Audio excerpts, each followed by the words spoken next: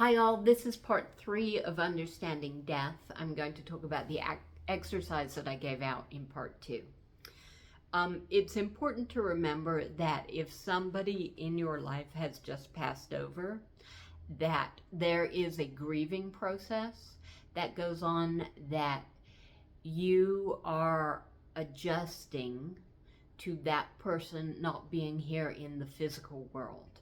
If your friend has left, there is a real difficult grieving process to adjust to the fact that they're just not here in the physical world, and that your relationship with them now has to be on a different level and on an energetic level.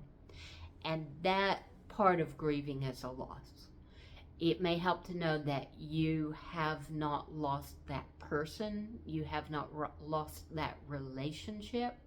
That person is not any less aware of you than they were when they were alive. Now, the same may not be true. You may not be as aware of them as when they were alive, but you can cultivate more awareness. But knowing that they have not gone anywhere, that they are still very much with you and interested in you, if you want that, should help you a lot in the grieving process. So when you go through that kind of grief, often you're adjusting so much that it's hard to make those connections. And you have to give yourself some time sometimes before those connections start to happen more and more. But just know that that person will wait for you, and they will be there whenever you're ready for that. Sometimes you're just not ready for that for a while because you're going through the shock of the change. So another thing when you do this is allow the messages to come to you in any way.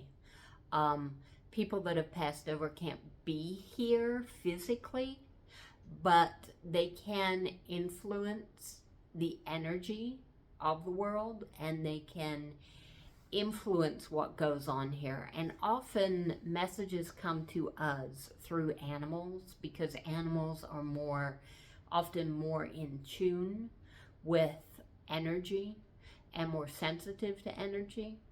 And for instance, a butterfly or a hummingbird or something that comes past you and comes very close to you, it sits on your shoulder, something like that, a person that has passed over can influence that kind of movement.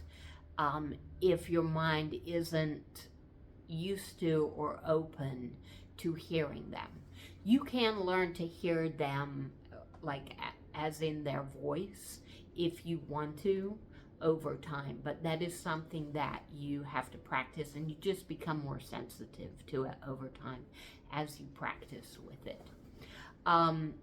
The other thing is, don't just do this with people who have passed over that you knew in your life.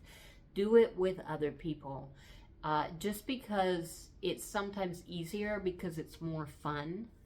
And if you want something less, it's often easier to get it because you don't throw up so many blocks to receiving it.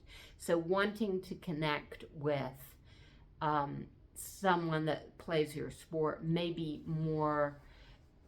easier for you than wanting to connect to one of your parents that have passed over.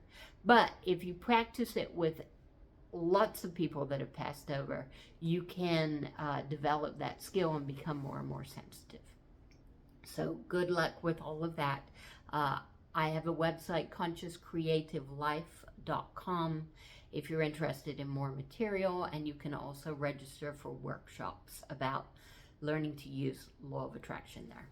Thank you.